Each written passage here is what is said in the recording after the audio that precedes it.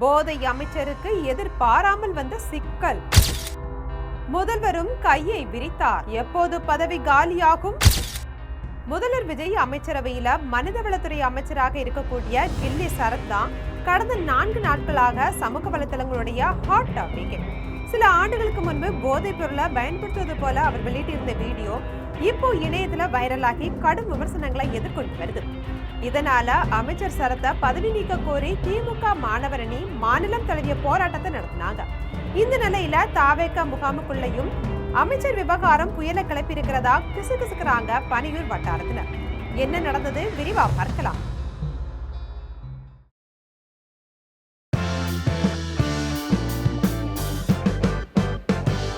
போதைப் பொருள் பயன்பாட்டுக்கு எதிராக முதல்வர் காலையில மாரத்தான் ஓடி அது மக்கள் மத்தியில நல்ல வரவேற்பு பெற்றிருந்தது.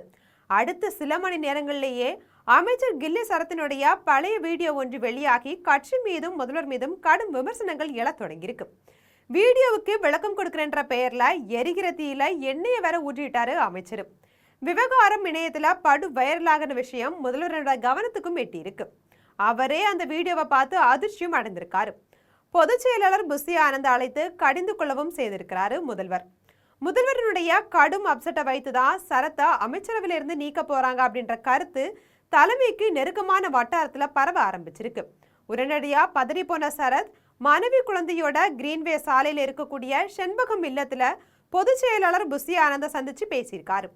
விளையாட்டா செய்ததை வேண்டும்னே பெரிதாக்கி அரசியலாக்குறாங்க, தளபதி கிட்ட எடுத்து கூறுங்க அப்படின்னு மனம் வருந்தி பேசியிருக்காரு. ஆனா பொதுச் செயலாளர் சரத் கிட்ட எந்த உத்தரவாதமும் கொடுக்கல அப்படின்னு தெரிய வருது. விஷயம் தளபதி கிட்ட போயிருச்சு, அவர் எடுக்கிறது தான் முடிவு அப்படின்னு கராரா கூறியிருக்காரு. எங்கே தன்னுடைய பதவி பறி போயிடுமோ அப்படின்ற பரிதவிப்புல செண்பகம் இல்லத்தை விட்டு கிளம்பினாரு சரத். அதற்கு ஏற்றார் போல கட்சியினுடைய நிகழ்ச்சிகள்ல கலந்து கொள்ளவும் சரத்துக்கு கட்டுப்பாடு விதிக்கப்பட்டிருக்கு. கடந்த ஜூன் 27ஆம் தேதி இரவு கூடுவாஞ்சேரியில முதல்வர் பிறந்தநாள் நலத்திட்ட உதவிகள் வழங்கும் விழா நடத்தப்பட்டுச்சு. செங்கல்பட்டு மாவட்டத்தினுடைய பொறுப்பு அமைச்சரா சரத் அந்த நிகழ்வுல கலந்து கொள்வதாகவும் இருந்தது.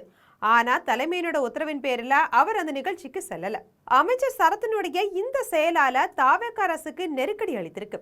அதை தொடர்ந்து சம்பவம் நடந்த அன்னைக்கு சரத்தினுடைய மொபைல் போன்ல எடுக்கப்பட்ட மற்ற போட்டோக்கள், அதோட சரத் பயன்படுத்திய மாத்திரை, அவருடன் இருந்தவர்கள் யார் அப்படின்னு முதல்வர் விஜய் அலுவலகத்திலிருந்து அமைச்சர் சரத் கிட்ட விவரம் கேட்கப்பட்டிருக்கு. மேலும் உளவுத்துறை வாயிலாகவும் ரகசியமாக தகவலும் திரட்டப்படுது. அத்துடன் அமைச்சர் பாங்காங் சென்று வந்தபோது வெளியிட்ட வீடியோ புகைப்படங்கள் குறித்தும் கேட்கப்பட்டிருக்கு. அவர் அளிக்கக்கூடிய பதிலின் அடிப்படையில அவற்றை வெளியிட தமிழக அரசு திட்டமிட்டிருக்கதாகவும் தகவல்கள் வெளியாகி இருக்கு.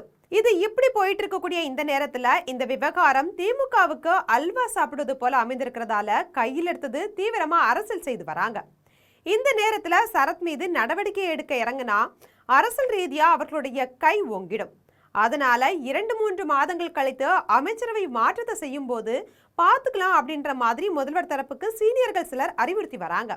ஆனாலும் இறுதி முடிவு முதல்வரின் கையில தான் இருக்கு. ஆக தாவேக அரசுல இருக்கக்கூடிய 35 அமைச்சர்கள்ல ஒரு தலை உருளுவதுன்றது உறுதியாயிருக்கு. இது போன்ற அரசியல் செய்திகளை உடனுக்குடன் தெரிந்து கொள்ள ஜெம் தொலைக்காட்சியுடன் எப்போதும் இணைப்பில் இருங்கள்.